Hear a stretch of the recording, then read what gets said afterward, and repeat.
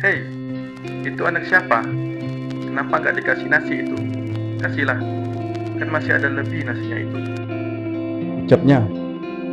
Kami yang mendengarnya pun serentak menoleh ke arah yang ditunjuk oleh kepala mekanik kami itu.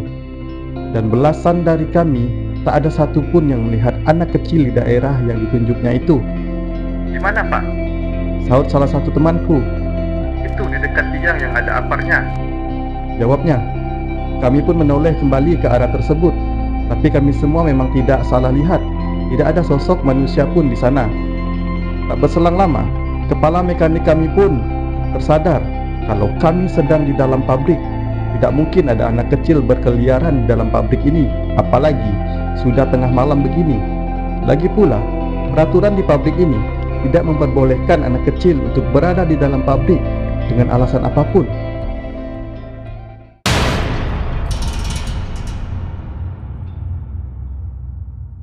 Halo geng, saya Alfian. Apa kabar kalian nih geng? Bertemu lagi dengan channel Perahu Sejarah. Kali ini kita akan membahas sebuah kisah horor yang dikirimkan salah satu subscriber Perahu Sejarah nih geng. Kisah ini adalah kisah pribadinya di mana dia diganggu oleh sesosok anak kecil saat sedang bekerja di malam hari. Nah, bagaimanakah kisah horor dia kali ini geng? Yuk langsung kita bahas. Tapi sebelum itu, yuk geng, tekan tombol subscribe-nya. Dan bagi kalian yang udah subscribe, saya ucapkan terima kasih. Langsung aja kita bahas geng di Yuk Belajar Bersama edisi horor. Let's go!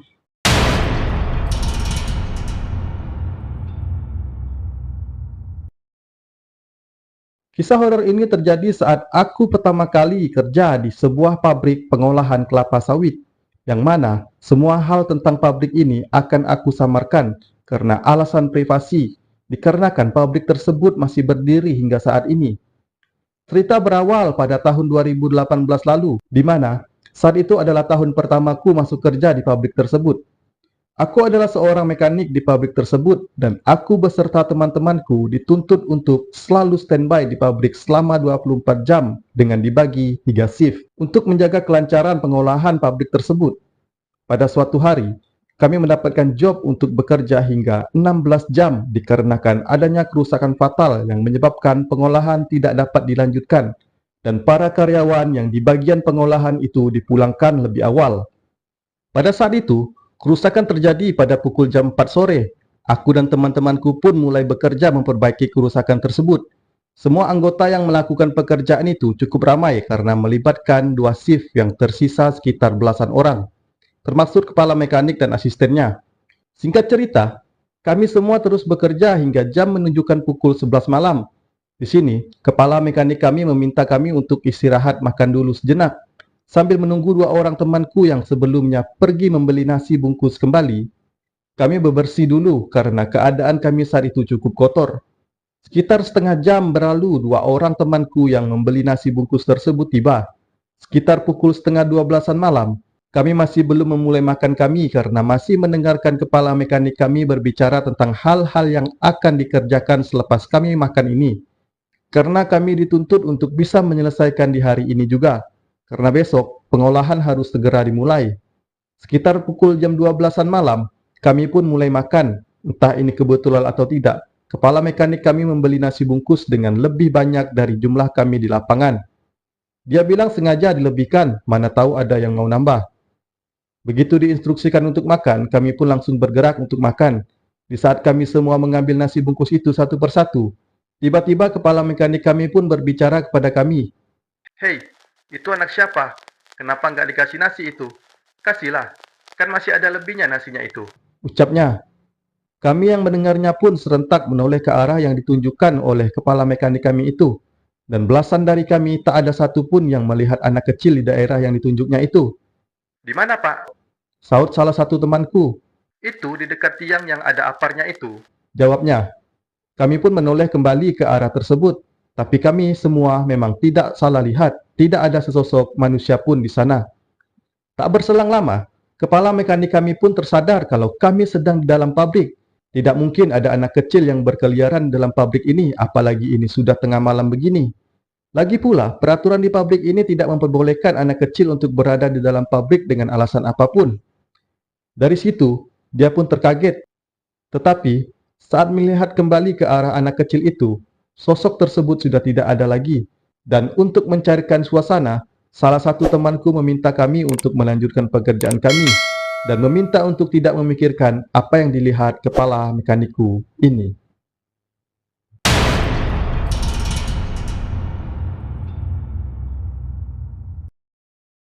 Kami pun melanjutkan pekerjaan kami. Sekitar pukul 2 dini hari, aku pun merasa ingin buang air besar. Dan dengan sangat terpaksa dan tidak dapat ditahan lagi, aku pun meminta izin kepada kepala mekaniku untuk pergi ke toilet. Jarak toilet dengan area pekerjaan kami cukup jauh, sehingga aku memberanikan diri untuk pergi sendiri. Sebenarnya aku juga takut pergi sendiri, tapi dikarenakan semua teman-temanku bekerja dan kami juga dikejar target, maka aku putuskan untuk pergi sendiri. Selama perjalanan menuju toilet, aku terus kepikiran tentang apa yang dilihat oleh kepala mekanikku itu. Aku tak berani menoleh kemana-mana karena memang jika tidak ada pengolahan, pabrik ini akan sepi sekali serta gelap pula. Akhirnya, aku sampai ke toilet tersebut. Aku pun mulai buang air besar sambil bermain HP untuk menghilangkan rasa takutku. Sekitar kurang dari 10 menitan, aku pun selesai buang air besar. Aku sangat bersyukur tidak ada gangguan, ucapku dalam hati. Tapi ternyata, gangguan itu datang di saat aku akan keluar dari toilet tersebut. Aku yang saat itu mencoba membuka pintu toilet itu, tiba-tiba mendapat perlawanan dari luar pintu tersebut. Aku yang berusaha menarik gagang pintu itu, tiba-tiba dari arah luar ada yang menahan gagang pintu itu searah berlawanan. Aku pikir itu temanku yang iseng. Aku pun bilang, Udahlah bro, jangan bercanda. Udah tengah malam ini, jangan buat aku takut. marahku. Tapi, tidak ada jawaban dari luar. Sampai beberapa kali aku marah seperti itu, tapi tetap saja tidak ada yang menjawab dari luar. Aku pun terus tarik-menarik gagang pintu tersebut dengan sosok yang berlawanan di luar sana. Hingga akhirnya, aku berhenti menariknya dan malah mengunci pintu itu dari dalam. Setelah aku mendengar suara tertawa kecil dari seorang anak kecil di luar sana. Sontak aku pun teringat tentang anak kecil yang dilihat kepala mekanikku sebelumnya. Setelah pintu aku kunci, aku di situ sangat ketakutan sekali, hingga aku dengan cepat menelpon satu persatu temanku yang bisa mengangkat teleponku. Setelah beberapa orang aku telpon, akhirnya ada yang menjawab teleponku. Aku pun menyuruh mereka untuk menjemputku di toilet tersebut dengan segera, tanpa aku beritahu alasannya. Saat mereka tiba, mereka melihat aku yang sudah gemetaran dengan wajah yang pucat dan langsung membawaku ke tempat yang lebih terang. Di saat kami sampai di tempat pertama kami bekerja, aku pun ceritakan semuanya kepada mereka, hingga aku pun disuruh pulang oleh kepala mekanikku dengan diantar beberapa temanku. Keesokan paginya, aku tidak masuk kerja dikarenakan sakit, dan teman-teman yang bekerja semalam denganku datang menjengukku sebelum mereka masuk kerja di sore harinya. Si bos gak masuk juga. Demam kayaknya sama kayak kamu bro. Ujar salah satu temanku. Aku pun bertanya kepada teman-temanku yang lebih lama bekerja di sana daripada aku. Apa ada yang mengalami kejadian seperti aku kemarin? Mereka yang sudah lama, kalau sekilas bayangan sering melihatnya. Tapi kalau ditampakkan apalagi sampai diganggu seperti aku, belum ada yang pernah. Lalu salah satu temanku tiba-tiba berbicara untuk menjelaskan sosok yang mengganggu aku dan kepala mekanikku semalam.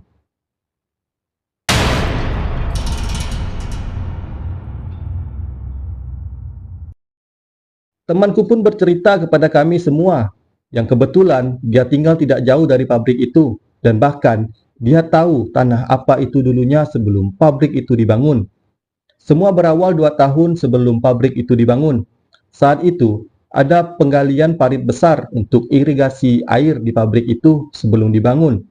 Dikarenakan daerah itu dulunya adalah tempat bermain anak-anak di kampung situ, jadi hingga sampai proses pembersihan lahan itu pun anak-anak masih bermain di daerah itu. Terlebih lagi di area parit irigasi tersebut, sampai tibalah suatu hari ada sekitar 3 orang anak sedang bermain di situ. Usia mereka sekitar 7 hingga 8 tahunan. Mereka bermain sekitar pukul 3 sore, dan saat bermain, dua anak ini pulang duluan dengan alasan ingin mengaji di musola. Kebetulan, anak yang satu ini adalah non-muslim, jadi mungkin dianggapnya belum terlalu petang. Anak ini pun masih bermain di area parit irigasi itu. Tetapi, hingga azan maghrib, Anak itu tidak ada pulang, bahkan hingga azan Isya, anak itu pun tidak ada pulang. Hebohlah satu kampung itu. Untuk mencari anak itu, banyak yang mengira anak itu diculik makhluk halus. Dan saat ditanya kedua anak sebelumnya yang bermain bersama anak itu, kedua anak itu menceritakan kalau saat azan asar mereka berdua pulang dan anak itu masih di sana untuk memancing ikan. Kekhawatiran sang ibu pun mulai menjadi-jadi karena sang ibu berkata anaknya tidak pandai berenang. Seketika warga pun langsung mencari di parit irigasi tersebut. Dan benar saja, saat sampainya di sana, warga melihat anak itu sudah mengapung dan tak bernyawa. Sontak hebohlah kampung itu pada saat itu. Tetapi, dari saat itu, hingga pabrik itu mulai pertama kali beroperasi, tidak ada cerita-cerita dari pekerja kontraktor, warga, atau yang lain-lainnya mengalami gangguan.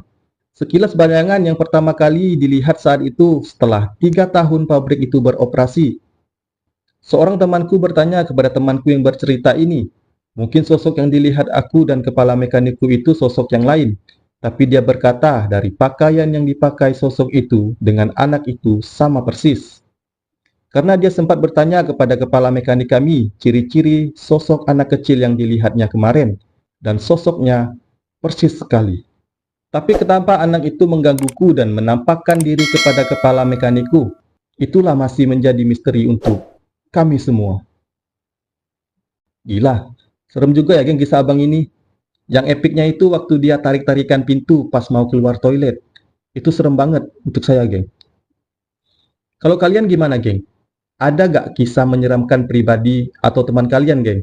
Kalau ada, boleh share pengalaman itu ke saya geng. Kalian tinggal DM aja di Instagram pribadi saya atau kalian kirim email di sini.